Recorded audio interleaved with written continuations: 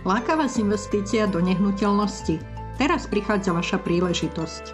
Poďte sa pozrieť bližšie. Čaká vás 500 m2 rozložených na dve podlažia. Na prvom podlaží o výmere 250 m2 nájdete zabehnutú kanceláriu, kuchynku pre personál, sociálne zariadenia a veľký pracovný priestor. Vy si tu ale môžete kľudne urobiť aj bytový priestor. Poďme sa teraz pozrieť von. Tu môže byť neskôr aj parkovisko.